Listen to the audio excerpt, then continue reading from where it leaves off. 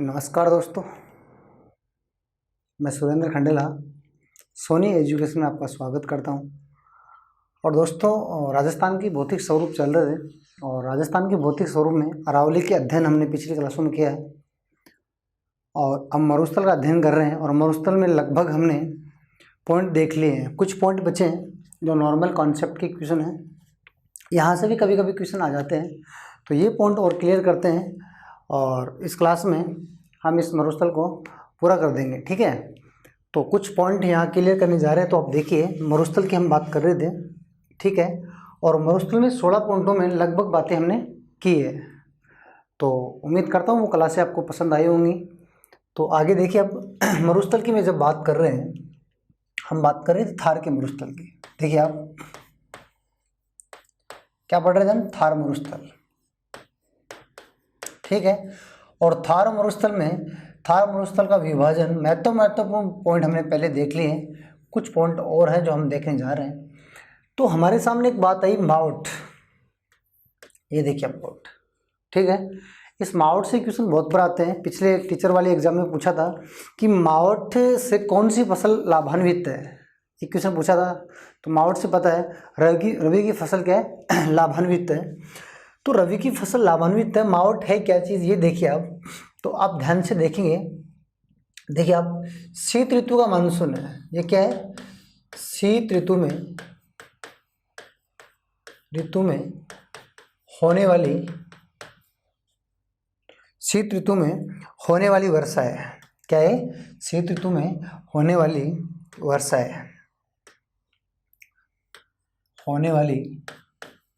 है, शीत ऋतु में होने वाली वर्षा को हम क्या कहते हैं? मावट कहते हैं। और ये किसके लिए लाभदायक है? ये रबी की फसल के लिए लाभदायक है। रबी की फसल के लिए क्या है? लाभदायक है। ये रबी की फसल के लिए लाभदायक है, ठीक है। यहाँ आप ध्यान रखेंगे, ये पूछा भी गया है, रबी की फसल के लिए क्या है? लाभदायक है। बात समझ पा रहे हैं? शीत ऋतु में रबी की फसल उगाई जाती है, तो रबी की फसल के लिए लाभदायक है। और शीत ऋतु के मानसून से होने वाली वर्षा है, मावट है। इसे राजस्थान में गोल्डन ड्रॉप्स, सुनहरी बूंदे,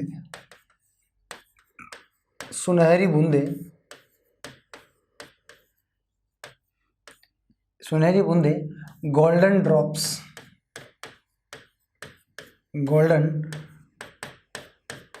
ड्रॉप्स के नाम से भी जाना जाता है। गोल्डन ड्रॉप्स या सुनहरी बूंदे के नाम से भी जाना जाता है मावट को, ठीक है। ये बात आप ध्यान रखेंगे। और ये शीत ऋतु के मानसून से आती है। अब शीत ऋतु के मानसून की दिशा क्या है, तो आप बताएंगे। शीत ऋतु के जो मानसून है, शीत ऋतु का जो मानसून है,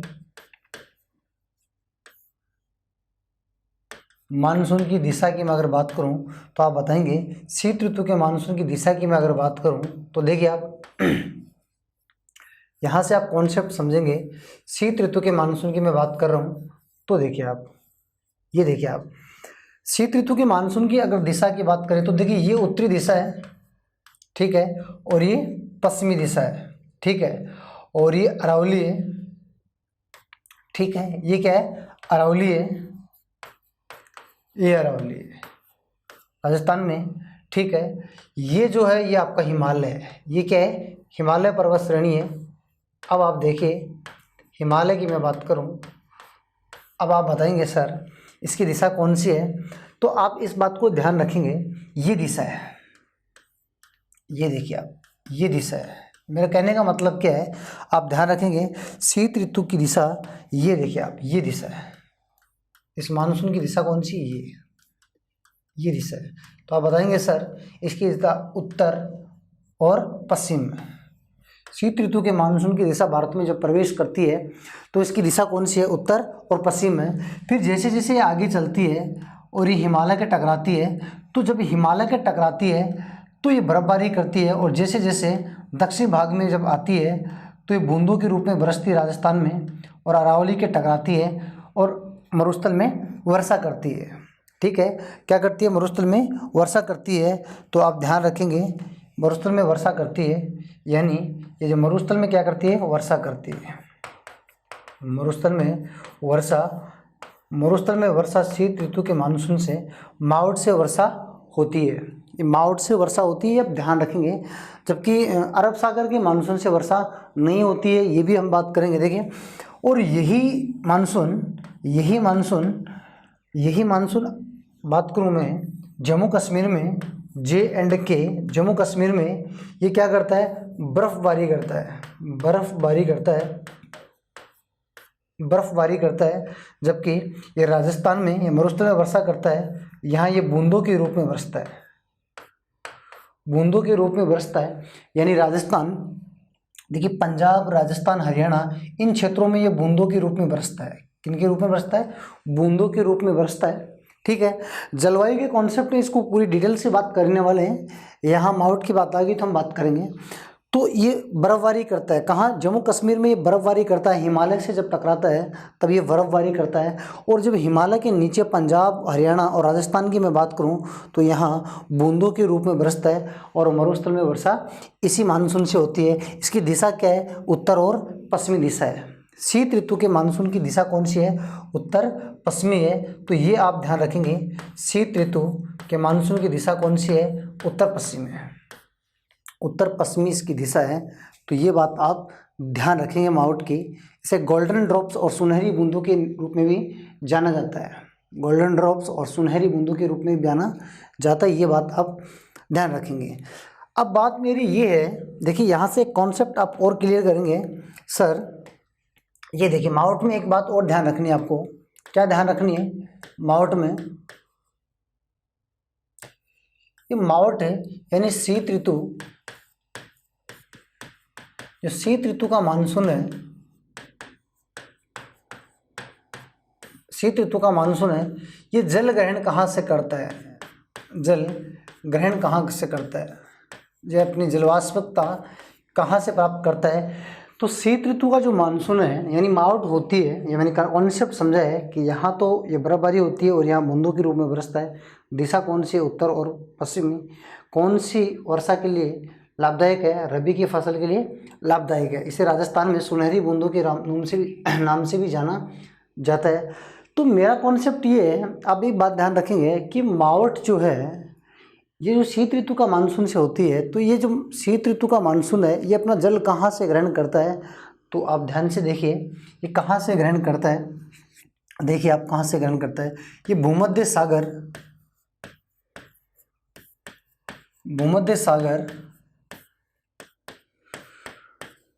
काला सागर और कैस्पियन सागर से अपना जल ग्रहण करता है। ये आप ध्यान रखेंगे, भूमध्य सागर, काला सागर और कैस्पियन सागर से ये अपना जल ग्रहण करता है। ठीक है, कौन सा मानसून, तो आप बताएंगे सर कौन सा मानसून करता है। तो आप ध्यान रखेंगे शीत ऋतु का मानसून।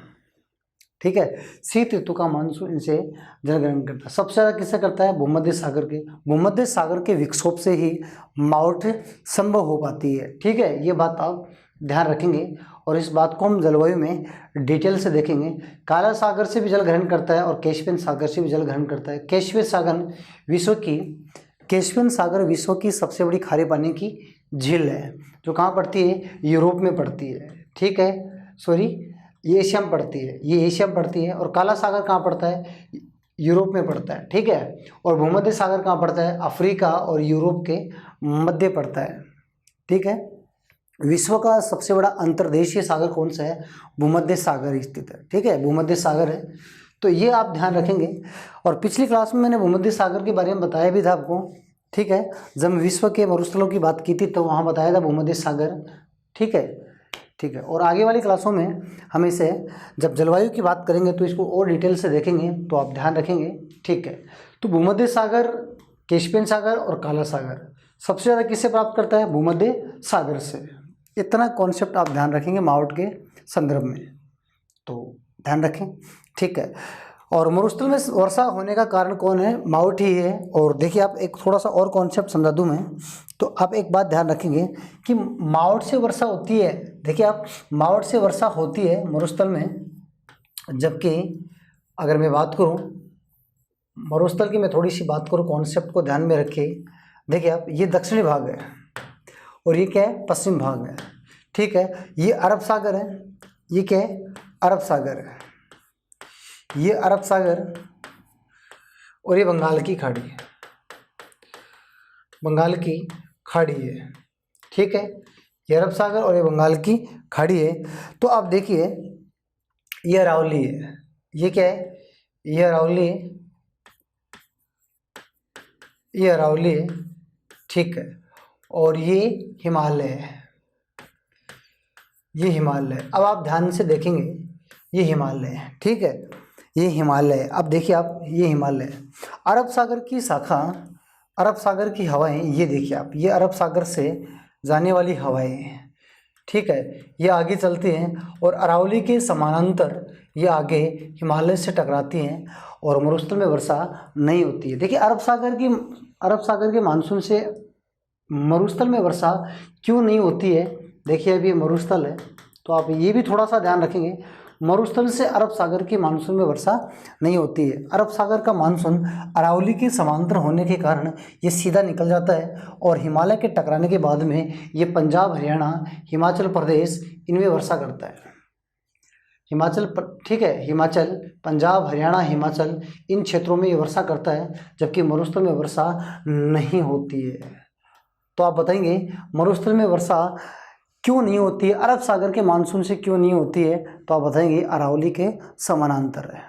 तो अरावली से, अरब सागर के मानसून से यहाँ वर्षा नहीं होती है। जबकि एक बात ध्यान रखिए, वर्षा को प्रभावित सबसे पहले कौन करता है, ये मरुस्थल करता है, ठीक है। थार का मरुस्थल ही वर्षा को प्रभावित करता है, ठीक है। इसी के कारण वर्षा होती है, क्योंकि यहाँ का तापमान क्या है, ज़्यादा है, तो यहाँ का वायुदाब क्या है, कम है। तापमान ज़्यादा है तो यहाँ का वायुदाब क्या है, कम है। अगर यहाँ वायुदाब कम है और हिंद महासागर का वायुदाब क्या है, अधिक है, तो हवाएं उच्च वायुदाब से निम्न वायुदाब की ओर जाती है। यानी वर्षा होने का कारण कौन है, मरुस्थल ही है, और फिर मरुस्थल में ही वर्षा नहीं हो रही है। तो आप बताएंगे कि अरब सागर की शाखा से वर्षा क्यों नहीं हो रही है, क्योंकि मानसून के समानांतर है, ठीक है। ये बात ध्यान रखेंगे। ऐसे ही बंगाल की खाड़ी की मैं बात करूं, बंगाल की खाड़ी की बात करूं मैं, बंगाल की खाड़ी से सबसे ज़्यादा वर्षा कहाँ होती है, तो आप बताएंगे सर मेघालय में होती है, मनसीराम मेघालय में होती है। बंगाल की खाड़ी के मानसून से सबसे ज़्यादा वर्षा कहाँ होती है, मेघालय में होती है, मनसीराम मेघालय में होती है। विश्व में सबसे ज़्यादा वर्षा भी कहाँ होती है, मनसीराम मेघालय में होती है। फिर ये मानसून पूर्वी ओर घूम जाता है और पूर्वी ओर से भारत में, मध्य भारत में जाता है और हिमालय के सारा वर्षा करता है। और जैसे बुंदेलखंड, बघेलखंड इनमें वर्षा करता हुआ आगे जाता है और वे जब आगे की ओर फैलता है, जब आगे की ओर जाता है, तब तक इसमें वर्षा का मात्रा कम हो जाती है, यानी जल की मात्रा कम हो जाती है इस मानसून में, और ये अरावली के टकरा कर यहीं पर पूर्वी भाग में वर्षा करता है। ये राजस्थान के पश्चिम भाग में फिर भी वर्षा नहीं करता है। तो बंगाल की खाड़ी के मानसून से भी मरुस्थल में वर्षा नहीं होती है। ये मैं एक बार नॉर्मल कॉन्सेप्ट समझा रहा हूँ, ठीक है। जलवायु में इसको और डिटेल से देखेंगे। तो मरुस्थल में बंगाल की खाड़ी से वर्षा नहीं होती, इसका कारण क्या है, तो आप बताएंगे कि सर अरावली कि ये छायावृष्टि प्रदेश में आता है, ये अरावली के छायावृष्टि प्रदेश में आता है। अरावली बीच में आ गई, ठीक है। ये अरावली एक दीवार के रूप में काम कर रही है, यहीं पर मानसून रुक जाता है, तो अरावली के वृष्टि छाया प्रदेश में आता है। तो बंगाल की खाड़ी से वर्षा नहीं होती है, क्योंकि मरुस्थल अरावली के वृष्टि छाया प्रदेश में आता है। अरब सागर से वर्षा क्यों नहीं होती है, क्योंकि अरब सागर की शाखा अरावली के समानांतर है, तो दोनों ही प्रकार से मरुस्थल में वर्षा नहीं हो पाती है। तो फिर मरुस्थल में वर्षा किससे होती है, शीत ऋतु के मानसून से होती है। और शीत ऋतु के मानसून जो अभी हमने बात की थी वो कौन से है, मावट है। बात समझ पा रहे हैं, शीत ऋतु के मानसून से मरुस्थल में वर्षा होती है। तो ये कॉन्सेप्ट भी आप ध्यान रखेंगे। और भारत में सबसे पहले मानसून आता है वो कौन सा मानसून आता है, अरब सागर का मानसून भारत में सबसे पहले आता है, लेकिन इससे वर्षा कम होती है। भारत में बाद में मानसून कौन सा आता है, बंगाल की खाड़ी का मानसून आता है, लेकिन इससे वर्षा ज़्यादा होती है, ठीक है। ये कॉन्सेप्ट हम पढ़ेंगे कहाँ, जलवायु में। लेकिन यहाँ माउट की बात आई, माउट की कॉन्सेप्ट की बात आई और मरुस्थल की बात आई, तो मैंने तीनों बात कॉन्सेप्ट क्लियर किया है, ठीक है। तो आप ध्यान रखेंगे, मरुस्थल में वर्षा माउट से होती है अरब सागर के मानसून से भी नहीं होती है, ठीक है, अरब सागर के मानसून से भी नहीं होती है और बंगाल की खाड़ी के मानसून से भी नहीं होती है। 3 बात मैंने की है, तो उम्मीद करता हूँ आप ध्यान रखेंगे, ठीक है। अरब सागर के मानसून की दिशा क्या है, भारत में आने वाले मानसून की दिशा क्या है, दक्षिण और पश्चिम है। भारत में प्रवेश करने वाले मानसून की दिशा कौन सी है, दक्षिण और पश्चिमी है। बात समझ पा रहे हैं, ठीक है। तो इतना कॉन्सेप्ट आप मावट के बारे में ध्यान रखेंगे। इसके आगे मैं बात करूं, मावट के अलावा अगर मैं बात करूं तो देखिए आप लू की बात करें, देखिए मरुस्थल में लू की मैं बात करूं, मरुस्थल में मैं लू की बात करूं, देखिए आप थार के मरुस्थल में मैं लू की बात करूं तो ये शुष्क गर्म हवाएं हैं, ठीक है। ये ग्रीष्म ऋतु में चलने वाली शुष्क भरी धूल भरी आंधियाँ, ठीक है। मरुस्थल में ये ग्रीष्म ऋतु में चलने वाली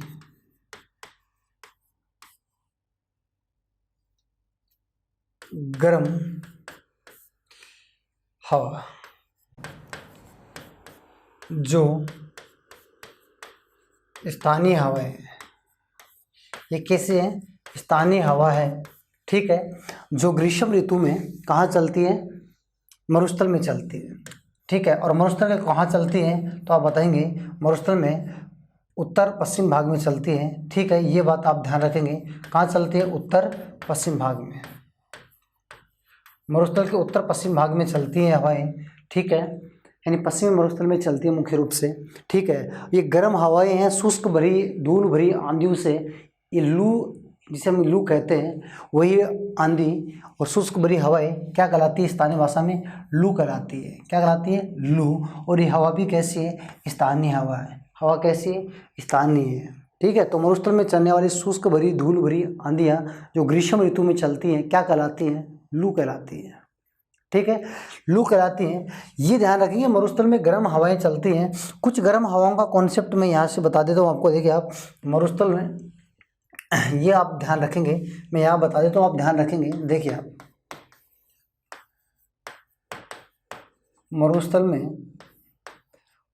में गर्म हवाएं, मैं कुछ गर्म हवाएं और बता देता हूँ आपको, यहाँ से भी क्वेश्चन आ जाता है, आप ध्यान रखेंगे, ठीक है। ये बात आप ध्यान से देखेंगे। फिर भारत के संदर्भ में बता देता हूँ मैं काल वैसाखी के बारे में, इनके बारे में। तो मरुस्थल में जो गर्म हवाएं चलती हैं उनके बारे में कई बार क्वेश्चन यहाँ से भी आ जाते हैं। लू की तो बात मैंने बता ही दी आपको, लू तो आप ध्यान रखेंगे। इसके अलावा और क्या ध्यान रखेंगे, देखिए आप, मैं थोड़ा सा कॉन्सेप्ट ट्रिक की बात करूँ, मैं ट्रिक से आप याद रखेंगे। चिंटू साहब को फांसी ना दो,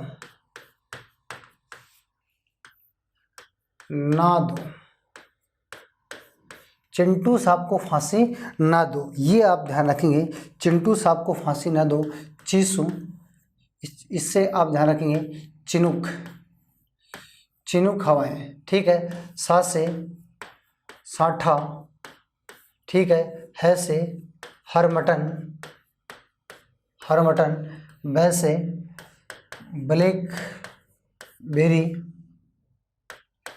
ब्लैकबेरी, ठीक है। को से कोयम्बेग,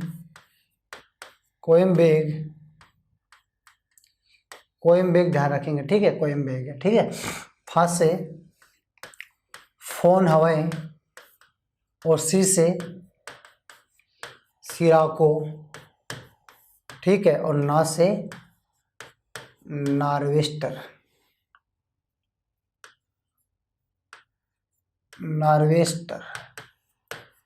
ये आप ध्यान रखेंगे, ठीक है। यहाँ से क्वेश्चन आते हैं इसलिए मैं बता रहा हूँ, तो आप ध्यान रखेंगे। देखिए यहाँ से क्वेश्चन आप ध्यान रखेंगे, क्या ध्यान रखेंगे, और देखिए आप चिनूक के बारे में इतनी बात ध्यान रखनी, ये कहाँ चलती है, यूएसए में कहाँ चलती है, रॉकी पर्वतमाला पे चलती है। कहाँ पर चलती है, रॉकी पर्वतमाला पे चलती हैं, ठीक है। हिमबख्शी हैं, कैसी हैं, ये हिमबख्शी हैं, इसे हिमबख्शी के नाम से भी जाना जाता है, ठीक है। ये क्वेश्चन ग्राम सेवक में पूछा भी गया क्वेश्चन है पिछले एग्जाम में। तो हिमबख्शी के नाम से चिनुक हवाओं को जाना जाता है। ये रूकी पर्वत पर चलती है यूएसए में, ठीक है। पशुपालकों के लिए लाभदायक है, पशु पालक के लिए ये क्या है, लाभदायक है, लाभदायक है। ये बात आप ध्यान रखेंगे चिनुक हवाओं के बारे में। साटा कहाँ चलती हैं ये ध्यान रखेंगे। साटा के बारे में इतना ध्यान रखेंगे, ये चलती का है, कैलिफोर्निया में चलती है। कहाँ चलती है, कैलिफोर्निया में चलती है, इतना ध्यान रखेंगे, ठीक है। यूएसए के कैलिफोर्निया प्रांत में चलती हैं, ठीक है। यूएसए के कैलिफोर्निया प्रांत में चलती है। हर मटन की मैं बात करूं तो आप ध्यान रखेंगे, हर मटन की मैं बात करूं तो देखिए आप हर मटन की बात करें, ठीक है। हर मटन की ध्यान रखेंगे, ये गिनी तट पे चलती है। कहाँ चलती है, गिनी तट पे चलती है। गिनी तट कहाँ पड़ता है, तो आप ध्यान रखेंगे गिनी तट दक्षिणी अफ्रीका में पड़ता है। कहाँ पड़ता है, दक्षिणी अफ्रीका महाद्वीप में, सॉरी अफ्रीका महाद्वीप में। कहाँ पड़ता है, अफ्रीका महाद्वीप में पड़ता है, ठीक है। कहाँ पड़ता है, अफ्रीका महाद्वीप में पड़ता है, अफ्रीका महाद्वीप में पड़ता है, अफ्रीका महाद्वीप में ये पड़ता है, ठीक है। गिनी तट, इसे गिनी का डॉक्टर भी कहा जाता है, गिनी का डॉक्टर भी कहा जाता है, इसे गिनी का डॉक्टर भी कहा जाता है, ठीक है। स्वास्थ्य के लिए लाभप्रद है तो इसे गिनी का डॉक्टर भी कहा जाता है। गिनी की खाड़ी कहाँ पड़ती है, अफ्रीका महाद्वीप में, और इसी गिनी की खाड़ी में 0 डिग्री देशांतर रेखाएं और 0 डिग्री अक्षांश रेखाएं एक दूसरे को काटती हैं। अंटार्कटिक महासागर की बात हो रही है, अंटार्कटिक महासागर में गिनी की खाड़ी यानी अफ्रीका महाद्वीप के पास में, तो आप इस बात को ध्यान रखेंगे। अगर मैं बात करूँ ब्लैकबेरी की मैं बात करूं तो आप ध्यान रखेंगे ये कहाँ चलती है, यूएसए में चलती है। कहाँ चलती है, यूएसए में चलती है। ब्लैकबेरी की बात करें, कोयम्बेक की मैं बात करूं तो ये कहाँ चलती है, इंडोनेशिया में। तंबाकू की कृषि के लिए, तंबाकू की कृषि को नुकसान पहुंचाती है। तंबाकू की कृषि के लिए को क्या पहुंचाती है, नुकसान पहुंचाती है। इंडोनेशिया में चलती है, इतना ध्यान रखेंगे। कोयम्बेक के बारे में इतना ही ध्यान रखेंगे। फोन हवाओं की अगर बात करें, सर फोन हवाओं की अगर बात करें तो ये कहाँ चलती है, अल्प्स पर्वतमाला पे चलती है। अल्प्स पर्वतमाला यानी इटली और स्विट्जरलैंड और फ्रांस की सीमा पर स्थित है, अल्प्स पर्वत पे चलती हैं। ये अल्प्स पर्वत पर चलती हैं। अंगूर की खेती के लिए लाभदायक है। किसके लिए लाभदायक है, अंगूर की खेती के लिए लाभदायक है। तो आप ध्यान रखेंगे अंगूर की खेती के लिए लाभदायक अल्प्स पर्वतमाला पे चलने वाली हवाओं को क्या कहते हैं, फोन हवाएं कहते हैं। सिराकू हवाएं कहाँ चलती हैं, सहारा मरुस्थल में चलती है। कहाँ चलती है, सहारा मरुस्थल में चलती है। सिराकू हवाएं सहारा मरुस्थल में चलती हैं, ये आप ध्यान रखेंगे। सहारा मरुस्थल में नॉर्वेस्टर कहाँ चलती है, नॉर्वेस्टर हवाएं कहाँ चलती है, न्यूजीलैंड में चलती है। न्यूजीलैंड में चलने वाली हवाओं को क्या कहते हैं, नॉर्वेस्टर, न्यूजीलैंड। तो ये आप ध्यान रखेंगे, ये हवाएं आपको ध्यान रखेंगे। यहाँ से क्वेश्चन डायरेक्ट आ जाते हैं। ये सभी हवाएं क्या हैं, गर्म हवाएं, मरुस्थल में चलने वाली गर्म हवाएं। चिंटू सांप को फांसी ना दो, इनमें आप तो एक चिनूक का ध्यान रखेंगे, फोन हवाओं का ध्यान रखेंगे, ठीक है। हरमटन का ध्यान रखेंगे, ठीक है। ये 3 हवाएं और एक कोयम्बेक, ये 4 हवाएं, ये मुख्य रूप से आपको ध्यान रखनी है। तो लू तो ध्यान रखनी है, प्लस लू के साथ में ये भी आप ध्यान रखेंगे, ठीक है। इनके अलावा मैं थोड़ा सा और बात करूं, और थोड़ी सी बात करूं तो आप ध्यान रखेंगे। लू के अलावा मैं थोड़ी सी और बात करूं तो देखिए आप थोड़ा सा और ध्यान रखेंगे। क्या ध्यान रखेंगे हवाओं के बारे में, ये देखिए आप, ठीक है। ये पश्चिम बंगाल में चलने वाली हवाएं, ये देखिए आप, पश्चिम बंगाल में चलने वाली हवाओं को क्या कहते हैं, काल वैशाखी का नाम से जाना जाता है, ठीक है। पश्चिम बंगाल में चलने वाली हवाओं को क्या कहते हैं, काल वैशाखी कहते हैं। काल वैशाखी हवाएं कहाँ चलती हैं, पश्चिम बंगाल में चलती हैं। चावल की कृषि को नुकसान पहुँचाती है, कहाँ चलती हैं, तो आप बताएंगे काल वैशाखी हवाएं कहाँ चलती है, पश्चिम बंगाल में चलती हैं, ये भी आप ध्यान रखेंगे, ठीक है। नॉर्वेस्टर हवाएं कहाँ चलती हैं, तो नॉर्वेस्टर हवाओं को ध्यान रखेंगे। ये मेघालय, असम और चलते हैं, असम, मेघालय में ये चलती हैं। इनका नाम क्या है, नॉर्वेस्टर हवाएं है, यहाँ चलती है और नॉर्वेस्टर हवाएं हैं। चाय की कृषि के लिए क्या है, लाभदायक है, ठीक है। चाय की कृषि के लिए क्या है, लाभदायक है, और ये चावल की कृषि के लिए नुकसानदायक है। ये आप ध्यान रखेंगे। और लू कहाँ चलती है तो आप बताएंगे सर लू यहाँ चलती है। कहाँ चलती हैं तो देखिए मरुस्थल के उत्तर पश्चिम भाग में चलती है, मरुस्थल में चलती है। जो गर्म हवाएं उनको हम क्या कहते हैं, शुष्क भरी हवाओं को क्या कहते हैं, लू कहते हैं, ठीक है। और ग्रीष्म ऋतु में यहाँ जो चक्रवात आता है तो उसको हम क्या कहते हैं, बबूलिया के नाम से जाना जाता है। और देखिए ये लू के साथ मैंने इतना कॉन्सेप्ट क्लियर किया, इससे ज़्यादा कॉन्सेप्ट हम आगे वाले टॉपिकों में करने वाले हैं। ये राजस्थान के भौतिक स्वरूप में कुछ कुछ बातें आ रही हैं, तो यहाँ से कॉन्सेप्ट करते चलेंगे और जलवायु में इस चीज़ को बहुत डिटेल से देखेंगे, ठीक है। तो लू से आप समझ पाए इस बात को, लू से क्या क्या क्वेश्चन बनेंगे। लू का नॉर्मल क्वेश्चन तो मैंने बता दिया कि मरुस्थल में चलती है ग्रीष्म ऋतु में, वैशाखी ध्यान रखेंगे, नार्विष्टा ध्यान रखेंगे, इसके अलावा जो मैंने वो बताई वो भी ध्यान रखेंगे, ठीक है। तो अब मरुस्थल में आगे वाले पॉइंटों की ओर बढ़े हैं। तो देखिए आप मरुस्थल के इतने पॉइंटों के बाद में आगे वाले पॉइंटों की ओर चले। एंसेलबर्ग की बात करें तो देखिए एंसेलबर्ग, गिरिपद और बजादा, मैं इन तीनों को एक साथ बता देता हूँ। ये देखिए आप एंसेलबर्ग, गिरिपद और बजादा की मैं बात करूं तो इन एक साथ बता देता हूं मैं, ठीक है। तो आप ध्यान से समझें। देखिए आप ये मरुस्थल में ये पहाड़ियाँ हैं, बात समझ पा रहे हैं। ये मरुस्थल में क्या है, पहाड़ियाँ हैं। ये देखिए आप ये पहाड़ियाँ, ढालनुमा पहाड़ियाँ, ढालनुमा पहाड़ियाँ है, ठीक है। कहाँ, मरुस्थल में। मरुस्थल में जो ढालनुमा पहाड़ियाँ हैं इनकी मैं बात कर रहा हूँ। तो देखिए यार मरुस्थल में ढालनुमा पहाड़ियाँ तो हैं ही हैं, ठीक है। और मरुस्थल में ढालनुमा जो पहाड़ियाँ हैं इसे हम क्या कहते हैं, एंसेलबर्ग कहते हैं। क्या कहते हैं, इसे हम क्या कहते हैं, एंसेलबर्ग कहते हैं। मरुस्थल में ढालनुमा जो पहाड़ियाँ हैं उसे एंसेलबर्ग के नाम से जाना जाता है। ये नॉर्मल कॉन्सेप्ट है, ठीक है। और मैं अभी बात करने वाला हूँ एंसेलबर्ग की बात भी करेंगे। देखिए आप इसके बाद में आपको एक बात और ध्यान रखनी है। क्या ध्यान रखनी है, देखिए आप इन एंसेलबर्ग के ढालों के बाद में इसके नीचे वाले भाग की मैं बात करूँ, एंसेलबर्ग के नीचे वाले भाग की बात करूँ, इसे हम कहते हैं गिरिपद कहते हैं, जहाँ मिट्टी का जमाव होता है। मिट्टी का जहाँ जमाव होता है तो आप ध्यान रखेंगे एंसेलबर्ग के नीचे का भाग जहाँ पर क्या होता है, मिट्टी का जमाव होता है, ठीक है।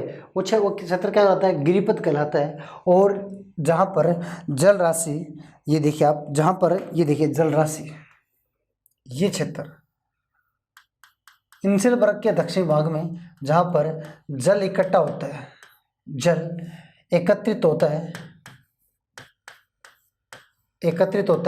ये क्षेत्र क्या कहलाता है, बजादा कहलाता है। ये क्षेत्र क्या कहलाता है, बजादा कहलाता है, ठीक है। तो आप ध्यान रखेंगे एंसेलबर्ग तो पहाड़ियाँ हैं, इनके नीचे वाला भाग क्या कहलाता है, जहाँ पर मिट्टी का जमा होता है, गिरिपद है। और जहाँ जल इकट्ठा होता है वो क्या कहलाता है, बजादा कहलाता है। तो आप यहाँ से एक बात समझेंगे, बजादा, इस बजादा और एंसेलबर्ग के बीच में, बजादा और एंसेलबर्ग के बीच में जो भाग है वो कौन सा भाग है, गिरिपद है। बात समझ पा रहे हैं, वो कौन सा भाग है, गिरिपद। यानी इन दोनों के बीच में कौन सा भाग आता है, गिरिपद आता है। और यहाँ पर गिरिपद का मतलब आप समझे, पर्वत का नीचे का भाग गिरिपद कहलाता है, ठीक है। और गिरिपद के नीचे वाला भाग क्या कहलाता है, तो वो क्या कहलाता है, बजादा कहलाता है, जहाँ पर पानी इकट्ठा होता है। इतना ही कॉन्सेप्ट आप ध्यान रखेंगे। और मैं बात कर देता हूँ किसकी, गिरिपद की मैं कुछ और बातें कर लेता हूँ। देखिए आप सॉरी एंसेलबर्ग की कुछ बातें और करें तो आप ध्यान रखेंगे।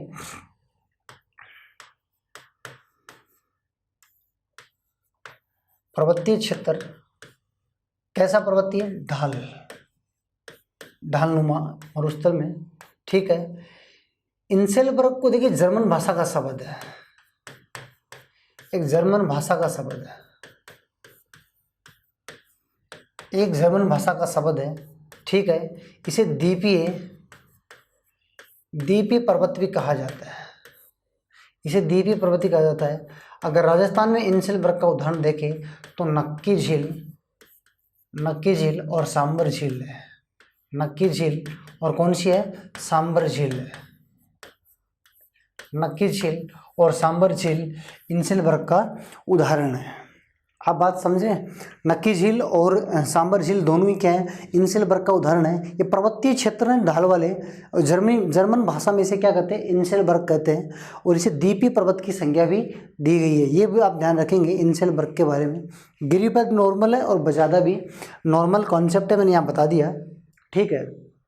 अब आगे वाले पॉइंटों में चलते हैं। डेजर्ट जोन की मैं बात करूँ तो देखिए डेजर्ट जोन क्या है, देखिए आप डेजर्ट जोन क्या है। तो देखिए डेजर्ट जोन की हम बात करें, डेजर्ट जोन की मैं बात करूं तो मैं यहाँ बात कर रहा हूँ, ठीक है, डेजर्ट जोन, ठीक है।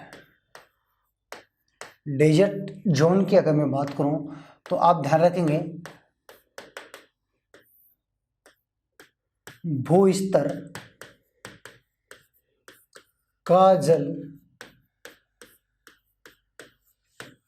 नीचे जाना, भूस्तर का जो जल है वह नीचे चला जाता है, ठीक है, आवश्यकता से नीचा चला जाता है। जिस भूभाग का जल स्तर नीचा हो जाता है, ठीक है, वो क्या कहता है, डेजर्ट जोन में आते हैं, ठीक है, डेजर्ट जोन में आते हैं वो क्षेत्र जिसका भूजल नीचे चला जाता है, ठीक है। जो भूमि का जो जल स्तर है, सतही जल, वो नीचा चला जाता है, भूमिगत जल भी नीचा चला जाता है, ठीक है। और इसी क्षेत्र को हम क्या कहते हैं, डेजर्ट जोन। अब आप ध्यान रखेंगे भारत में कुल कितने डेजर्ट जोन हैं, तो आप बताएंगे भारत में कुल डेजर्ट जोनों की मैं बात करूं तो 142 है, ठीक है। अगर मैं बात करूं राजस्थान में तो आप बताएंगे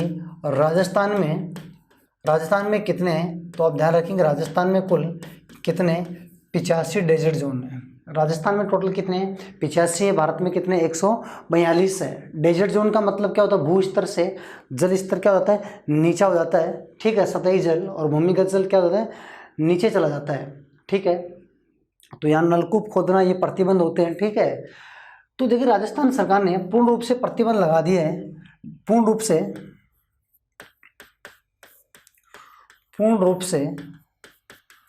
प्रतिबंधित क्षेत्र नलकूप, और ये प्रतिबंधित क्षेत्र की मैं अगर बात करूं, इनमें नलकूप ये खोदना ये पूर्ण रूप से क्या है, प्रतिबंध। तो यहाँ से प्रश्न पूछा भी गया है कि राजस्थान के पूर्ण रूप से प्रतिबंधित डेजर्ट जोन वाले क्षेत्र कौन कौन से हैं। तो आप किस किस जिले के क्षेत्र को डेजर्ट जोन की श्रेणी में पूर्ण रूप से प्रतिबंधित किया गया है, तो उनमें आप ध्यान क्या रखेंगे। देखिए मैं एक बात बता देता हूँ, यहाँ से आप एक बात ध्यान रखेंगे, क्या ध्यान रखेंगे, देखिए आप पूर्ण रूप से प्रतिबंध में नंबर 1 की मैं बात करूं तो जयपुर का तो आप ध्यान रखेंगे, जयपुर जिले का कौन सा क्षेत्र है जो इसमें शामिल हो गया है, ठीक है, पूर्ण रूप से। एक तो आप ध्यान रखेंगे झोटवाड़ा, कौन सा क्षेत्र, झोटवाड़ा क्षेत्र इसमें पूर्ण रूप से प्रतिबंधित किया गया है। एक आप ध्यान रखेंगे कोटपुतली, कौन सा क्षेत्र, कोटपुतली और झोटवाड़ा, ये पूर्ण रूप से जयपुर के दोनों क्षेत्र इसमें शामिल कर लिए गए हैं, तो आप ध्यान रखेंगे। और क्षेत्र की मैं अगर बात करूं, और सीकर जिले की मैं बात करूं तो सीकर जिले के कौन कौन से क्षेत्र पूर्ण रूप से इसमें शामिल हो गए, तो एक तो श्री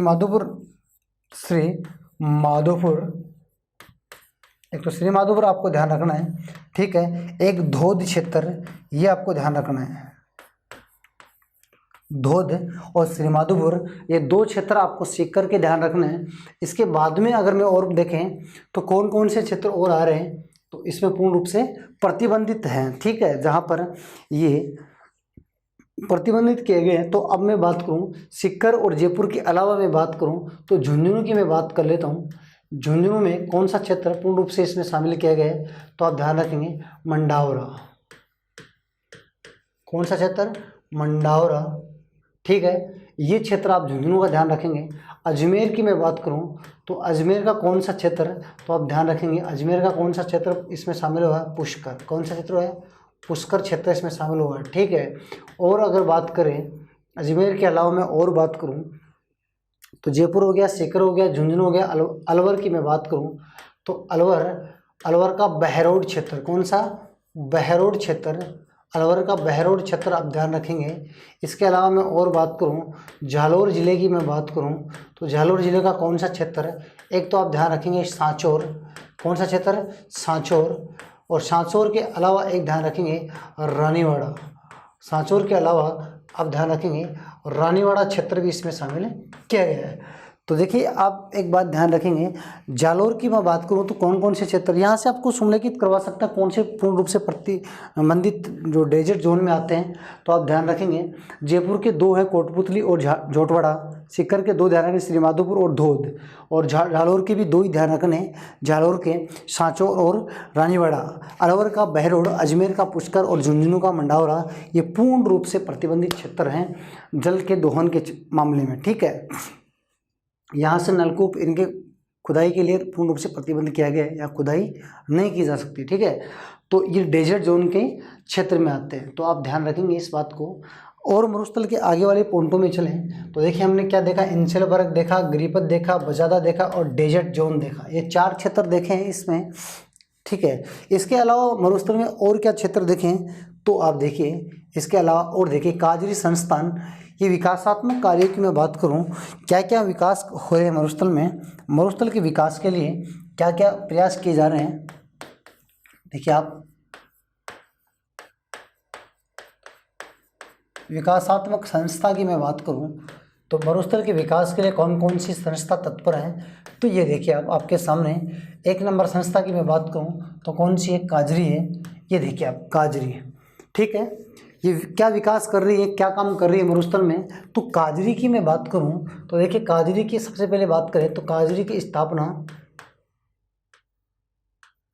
काजरी की स्थापना की मैं बात करूं तो 1949 में की गई है। ठीक है, इसका मुख्यालय कहाँ स्थित है ये भी आप ध्यान रखेंगे।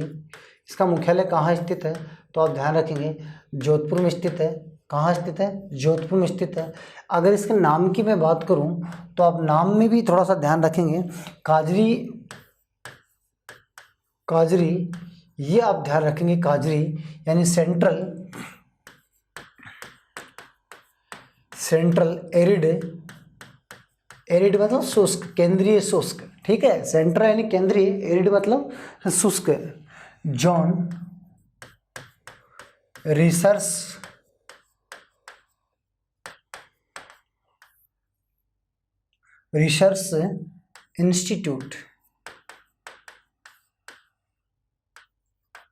इंस्टीट्यूट ये आप ध्यान रखेंगे। या मैं इसको ये भी बोल सकता हूँ, देखिए आप ये ध्यान रखेंगे यानी केंद्रीय शुष्क अनुसंधान केंद्र, केंद्रीय शुष्क अनुसंधान केंद्र ये ध्यान रखेंगे। या आप ध्यान रखेंगे central arid zone research institute. ठीक है, स्थापना ध्यान रखेंगे, मुख्यालय ध्यान रखेंगे, इसका पूरा नाम ध्यान रखेंगे। ठीक है, इसके बाद में आप क्या ध्यान रखेंगे काजरी के बारे में, तो काजरी के बारे में और क्या ध्यान रखना है। इसके अलावा आप एक बात और ध्यान रखेंगे काजरी में, इस आखिरी की हम बाद में बात करेंगे, फिलहाल काजरी को देखिए आप। काजरी में नाम ध्यान रखना, वो नाम ध्यान रखना, मुख्यालय और जोधपुर ध्यान रखना है। इसके क्षेत्रीय मुख्यालय भी आप ध्यान रखेंगे, क्षेत्रीय मुख्यालय भी आप ध्यान रखेंगे। इसका एक क्षेत्रीय मुख्यालय कहाँ है, लेह में स्थित है, लेह में स्थित है, एक भुज में स्थित है। ठीक है, एक बीकानेर में स्थित है।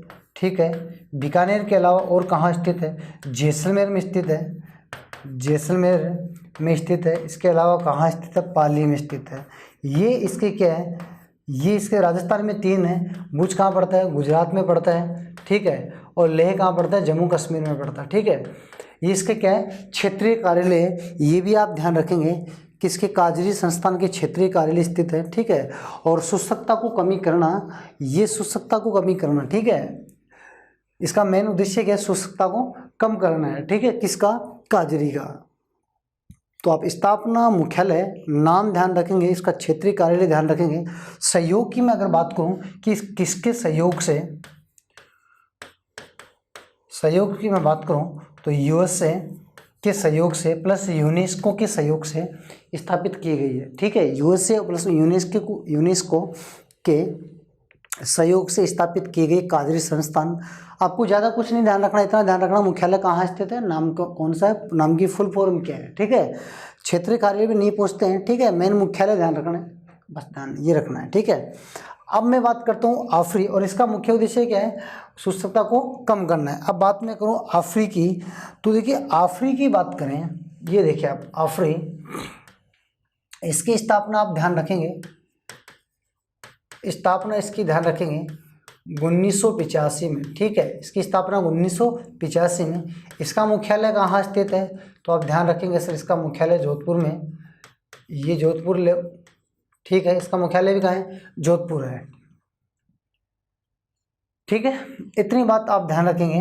अच्छा, इसका कोई सहयोगी नहीं है, ये भारत सरकार का प्रोजेक्ट है, सहयोग किसी का नहीं, भारत सरकार द्वारा स्थापित है,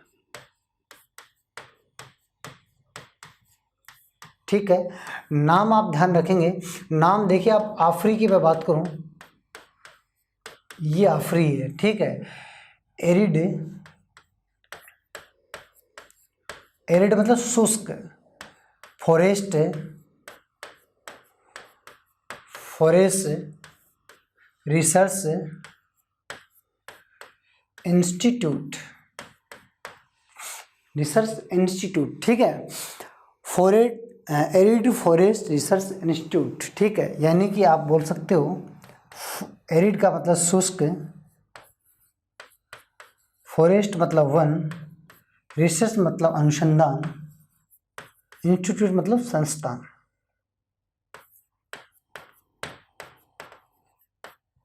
अनुसंधान, अनुसंधान केंद्र, ठीक है, या संस्था, शुष्क वन अनुसंधान संस्था, ठीक है। ये बात आप ध्यान रखेंगे, ठीक है।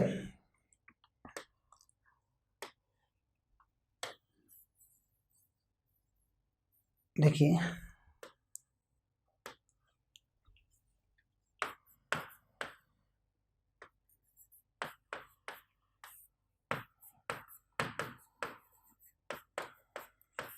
ये ध्यान रखेंगे, ठीक है, नाम ध्यान रखेंगे। और भारत सरकार का प्रोजेक्ट है, यानी भारत सरकार की संस्था है, ठीक है। और मुख्यालय जोधपुर में, स्थापना 1985 में किया गया है, ये आप ध्यान रखेंगे। क्षेत्रीय कार्यालय इसके है नहीं, सहयोग इसका किसी का है नहीं, तो वो आप ध्यान रखेंगे नहीं, ठीक है। और ये शुष्कता को क्या कम करना है, वो शुष्कता को कम करता है, और ये मरुस्थल में वानिकी क्षेत्र को बढ़ावा देता है, यानी मरुस्थलीकरण को रोकने के लिए, किसके लिए, मरुस्थलीकरण को रोकना,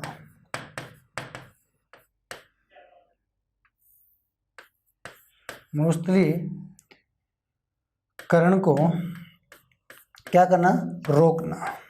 इसका मुख्य उद्देश्य है मरुस्थलीकरण को रोकना, यानी पेड़ लगाएं या वृक्ष लगाएं, पेड़ और वृक्ष लगाने से मरुस्थलीकरण को रोका जा सकता है, यानी बबूल के पेड़, बबूल, गंवार, पाठा, ठीक है। ये क्षेत्र लगाने, ये पेड़ पौधे लगाने से यहाँ पर क्या किया जाता है, मरुस्थलीकरण को रोका जा सकता है। ये काम कौन करती है, मरुस्थलीकरण को रोकने का काम कौन करती है, आफरी करती है। और शुष्कता को कमी करने का काम कौन करती है, काजरी संस्थान करती है। तो ये दो संस्थान काम कर रही है मरुस्थल में, तो इनके मुख्यालय और इनकी स्थापना आपको ध्यान रखनी है।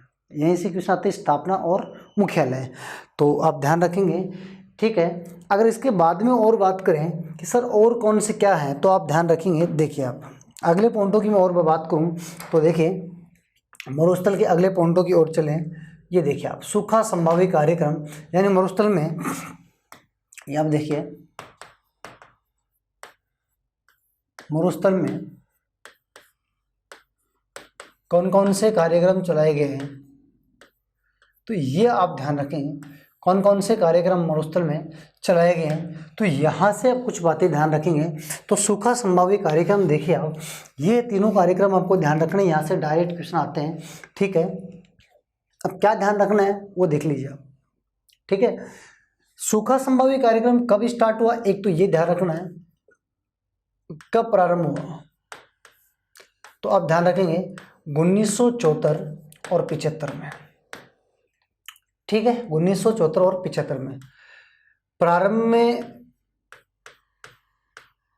प्रारंभ में जिले पूछे,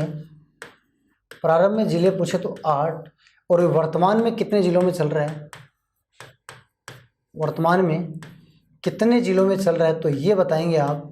वर्तमान में ये 11 जिलों के 32 उपखंड में चल रहा है। 11 जिलों के 32 उपखंड में चल रहे हैं। और प्रारंभ में कितने जिलों में स्टार्ट हुआ था, 8 जिलों में। ठीक है, अब 11 जिलों के 32 उपखंड में चल रहे हैं, 11 जिले मरुस्थलीय जिलों में। ठीक है, कब स्टार्ट हुआ था, 1974 और 75 में। इसका उद्देश्य क्या है, सूखा को कम करना, सूखा कम करना। इसका मेन उद्देश्य क्या है, सूखा कम करना, सूखे को कम करना इसका मुख्य उद्देश्य है। और ये केंद्र सरकार का काम है, ये भी आप ध्यान रखेंगे। इसमें केंद्र और राज्य का हिस्से की मैं बात करूं, केंद्र और राज्य के हिस्से की मैं बात करूं, तो 75% और 25%, यानी 75 अनुपात और 25 का अनुपात है। इसमें केंद्र सरकार कितने रुपए लगा रही है, केंद्र सरकार 75 और राज्य सरकार 25, ये इनका रेशियो है। इनका मुख्य उद्देश्य सूखता को कम करना। ठीक है, प्रारंभ कब हुआ था, 1974-75 में। कितने जिलों में, 8 जिलों में। वर्तमान में 11 जिलों में, 11 जिलों के 32 उपखंड में चल रहा है, 32 उपखंड में चल रहा है। तो ये था सूखा संभाव्य कार्यक्रम, तो आप ध्यान रखेंगे। इसके बाद में आगे वाले कार्यक्रम की मैं बात करूं, मरु विकास कार्यक्रम की अगर बात करें, तो देखिए यहीं पर देख लेते हैं मरु विकास कार्यक्रम को। यहाँ देखिए मरु विकास कार्यक्रम एक कब प्रारंभ हुआ, एक तो ये ध्यान रखना है कब प्रारंभ हुआ। तो आप ध्यान रखेंगे 1977-78 में, 1977-78 में प्रारंभ में जिले पूछे तो आप ध्यान रखेंगे कि सर प्रारंभ में कितने जिले थे, अब 11 जिले थे। कितने जिले थे, 11। वर्तमान की बात करें, वर्तमान में बात करें कि वर्तमान में कितने जिलों में चल रहे हैं, तो आप ध्यान रखेंगे वर्तमान में अगर मैं जिलों की बात करूं तो ये 16 जिलों के, कितने जिलों के, 16 जिलों के 85 उपखंडों में चल रहा है, 85 उपखंडों में चल रहा है। ये आप ध्यान रखेंगे 16 जिलों के 85 उपखंडों में चल रहा है। 77-78 में प्रारंभ हुआ था, स्टार्टिंग में 11 जिलों में हुआ था। और यह भी देखिए मरु विकास कार्यक्रम मरुस्थल में विकासात्मक कार्य की संस्थान है। इसमें केंद्र और राज्य का ये भी ध्यान रखेंगे, केंद्र सरकार और राज्य सरकार का हिस्सा इसमें कितना है, तो ध्यान रखेंगे वही 75 और 25 का रेशियो है। 75 और 25 का रेशियो इसमें है। ठीक है, देखिए दोनों ही केंद्र सरकार के, ये भी केंद्र सरकार का है और ये भी केंद्र सरकार का ही है।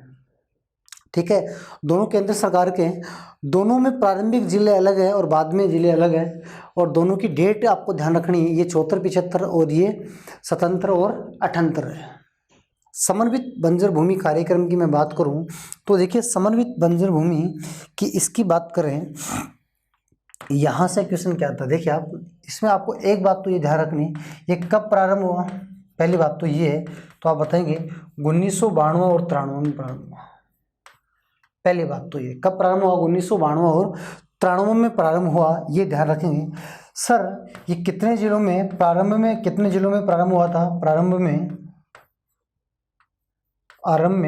कितने जिलों में। ठीक है, अब मैं आरंभ की बात करूं तो ये कितने जिलों में प्रारंभ हुआ था, ये देखिए आप कितने जिलों में प्रारंभ हुआ था, ये देखिए आप प्रारंभ में अगर मैं जिलों की बात करूं तो प्रारंभ में ये 10 जिलों में प्रारंभ हुआ था। ठीक है, वर्तमान की मैं बात करूं कि वर्तमान में कितने जिलों में प्रारंभ चल रहा है, तो वर्तमान जिले की अगर मैं बात करूं, ये देखिए आप वर्तमान जिले, तो कितने जिले हैं वर्तमान में, ये 16 जिलों में चल रहा है। ठीक है, वर्तमान में कितने जिलों में चल रहा है, 18 जिलों में चल रहा है वर्तमान में, ये 18 जिलों में चल रहे हैं। ठीक है, प्रारंभ में ये 10 जिलों में और वर्तमान में 18 जिलों में। ठीक है, तो ये अब एक बात ध्यान रखेंगे, ये जो कार्यक्रम है ये केंद्र सरकार का नहीं है, ये केवल राज्य सरकार का है। किसका है, राज्य सरकार का कार्यक्रम है, समन्वित बंजर भूमि कार्यक्रम। ठीक है, ये राज्य सरकार का कार्य है।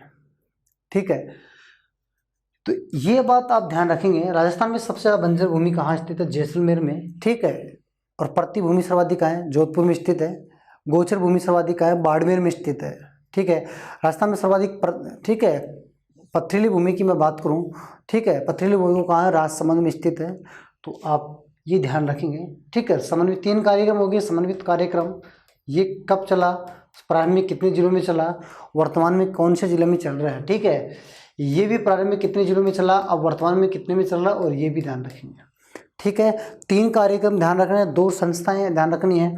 इसके बाद में देखिए आप, इसके बाद की बात करें कि और देखिए क्या सिस्टम है, देखिए आप, ये देखिए आप, मरुस्थल में पेट्रोलियम क्षेत्र की मैं बात करूं तो यहाँ से भी क्वेश्चन आते हैं। तो ये लास्ट देखिए आप पॉइंट की ओर चले, तो मरुस्थल में अगर मैं पेट्रोलियम क्षेत्र की मैं बात करूं थार मरुस्थल में, तो मुख्य रूप से देखिए आप क्षेत्र, जो 3 क्षेत्र चल रहे हैं वो कौन कौन से हैं, यहाँ से आपको ये ध्यान रखना है। देखिए राजस्थान के संदर्भ में अगर बात करें, ये देखिए आप 3 कौन कौन से हैं, ठीक है। ये 3 कौन कौन से आप ध्यान रखेंगे, 3 कौन कौन से कार्यक्रम, 3 कौन कौन से क्षेत्र हैं, ठीक है। और 3 क्षेत्रों की मैं बात करता हूँ, देखिए आप नंबर 1 की मैं बात करूँ तो ये देखिए आप बाड़मेर, ये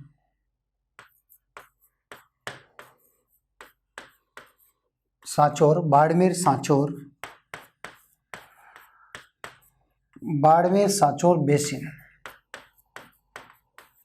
बाड़मेर सांचौर बेसिन। और इस बेसिन में आप ध्यान रखेंगे सबसे बड़ा बेसिन यही है, सबसे बड़ा बेसिन है पेट्रोलियम के मामले में, सबसे बड़ा बेसिन है, और सबसे पुराना बेसिन भी राजस्थान का यही है, ठीक है। और सर्वाधिक पेट्रोलियम का उत्पादन भी यहीं से होता है, ये भी आप ध्यान रखेंगे, सर्वाधिक उत्पादन पेट्रोलियम का यहीं से होता है, तो ये भी आप ध्यान रखेंगे। 3 बातें मैंने लिखी है, इसका नाम क्या है, बाड़मेर सांचौर बेसिन सबसे बड़ा और सबसे पुराना और सर्वाधिक पेट्रोलियम का उत्पादन करता है। कौन सा क्षेत्र, बाड़मेर सांचौर बेसिन। ये कौन कौन से ज़िले में, आपको पता ही है, बाड़मेर और सांचौर कहाँ पड़ता है, झालोर में पड़ता है, तो बाड़मेर सांचौर 2 जिलों में, बाड़मेर और झालोर जिले में, ठीक है। यहाँ वर्तमान में कौन सी कंपनी काम कर रही है, कौन सी कंपनी, देखिए आप कंपनी की अगर मैं बात करूँ, कंपनी, तो कौन सी कंपनी इसके अंडर में, कौन सी कंपनी के अंडर में या पेट्रोलियम का उत्पादन किया जाता है, तो आप ध्यान रखेंगे कि केयर एनर्जी, ठीक है, एनर्जी, केयरन एनर्जी ये कंपनी है। और ये कंपनी कहाँ की है, स्कॉटलैंड की है। कहाँ की कंपनी है, स्कॉटलैंड। कौन से देश की कंपनी है, स्कॉटलैंड की कंपनी है केयर एनर्जी, ये यहाँ पर पेट्रोलियम उत्पादन का काम करती है, स्कॉटलैंड, ठीक है। ये बात आप ध्यान रखेंगे। सबसे बड़ा भी यही है, देखिए सबसे बड़ा भी है, सबसे पुराना भी है, सर्वाधिक उत्पादन भी यही करता है। कंपनी कौन सी है, नाम क्या है, ये आप ध्यान रखेंगे। एक क्षेत्र तो मरुस्थल में ही है पेट्रोलियम का। दूसरे अगर मैं क्षेत्र की मैं बात करूं, दूसरे क्षेत्र की बात करूं तो देखिए आप दूसरा क्षेत्र कौन सा है, शाहगढ़ बेसिन, जिसे हम और राजस्थान फील्ड के नाम से भी जानते हैं, शाहगढ़ बेसिन।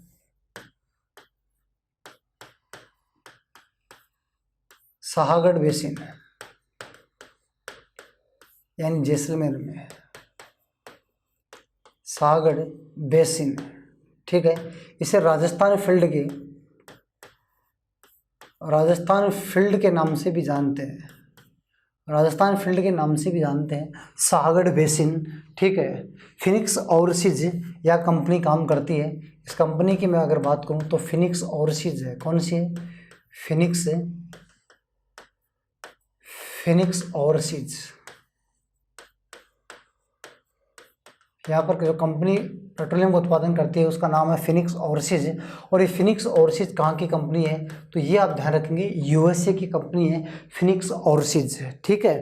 तो ये 2 बेसिन तो है ही हैं। इसके अलावा तीसरा बेसिन अगर मैं मरुस्थल में बात करूँ तो तीसरे बेसिन को अब देखिए आप, तीसरे बेसिन की मैं बात करूँ तो ये बीकानेर वाला बेसिन है। देखिए आप बीकानेर, ये बीकानेर, नागौर, बीकानेर और नागौर, बीकानेर और नागौर बेसिन, ये देखिए आप बीकानेर नागौर बेसिन, इसमें एक बात ध्यान रखेंगे, ये सबसे नवीन बेसिन है, सबसे नवीन बेसिन है, ठीक है। और इसमें कब खोज की, 2016 में खोज हुई। और नवीनतम जो खोज हुई, नवीनतम खोज हुई वो किसकी हुई, पूनम पेट्रोलियम कुएं की खोज हुई थी, नवीनतम जो खोज हुई थी 2016 में, ठीक है, बीकानेर में। तो आप ध्यान रखिए बीकानेर और नागौर बेसिन इसका नाम है, सबसे नवीन है और सबसे छोटा बेसिन भी यही है, राजस्थान का छोटा बेसिन। मरुस्थल में सबसे छोटा बेसिन यही है, ठीक है, ठीक है। ये 3 बेसिन मरुस्थल में आपको ध्यान रखने हैं। और मरुस्थल के अलावा राजस्थान में टोटल 4 ही बेसिन है। एक बेसिन कहाँ स्थित है, तो वो विंध्याचल श्रेणी में स्थित, यहाँ खोज की जा रही है विंध्याचल में, वो मरुस्थल के अलावा क्षेत्र है। लेकिन मरुस्थल में मुख्य रूप से कितने हैं, 3 ध्यान रखेंगे, ठीक है। ये 3 बेसिन मरुस्थल में, और उनमें से एक मरुस्थल से बाहर बेसिन है, विंध्याचल श्रेणी का बेसिन, यहाँ पर विंध्याचल श्रेणी बेसिन, ठीक है। ये हाड़ौती क्षेत्र में स्थित है। हाड़ौती क्षेत्र में कितने जिले आते हैं, 4 जिले आते हैं, बाराकोटा, ठीक है, बाराकोटा, झालावाड़ और बूंदी की मैं बात करूँ, ये जिले किसमें आते हैं, इसमें। तो यहाँ पर भी एक खोज की जा रही है, तो ये भी आप ध्यान रखेंगे। लेकिन हमें तो मरुस्थल की बात कर रहे हैं, तो मरुस्थल में टोटल कितने हैं, 3 हैं। 3 में से आप ध्यान रखेंगे बड़ा कौन सा है और छोटा कौन सा है, या कौन कौन सी कंपनी काम कर रही है। अगर मैं बीकानेर वाले में कंपनी की मैं बात करूँ, तो यहाँ सर कौन सी कंपनी काम कर रही है, एसआर कर रही है। कौन सी कंपनी, एसआर कंपनी। कौन सी कंपनी काम कर रही है, एसआर कंपनी काम कर रही है। और एसआर कंपनी कहाँ की है, महाराष्ट्र की है। कहाँ की है, महाराष्ट्र की है। कहाँ की कंपनी है, महाराष्ट्र के, यानी भारत की है, ठीक है। एसआर कंपनी महाराष्ट्र की है, तो ये यहाँ काम कर रही है।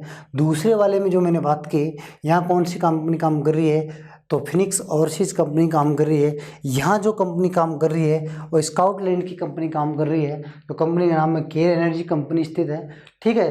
तो उम्मीद करता हूँ आप ये पॉइंट हैं, इसके बाद में मरुस्थल में कोई पॉइंट नहीं है, ठीक है। ये पूर्वी मैदानी भाग है, यानी मरुस्थल के राजस्थान के भौतिक स्वरूप कितने हैं, 4 भौतिक स्वरूप हैं।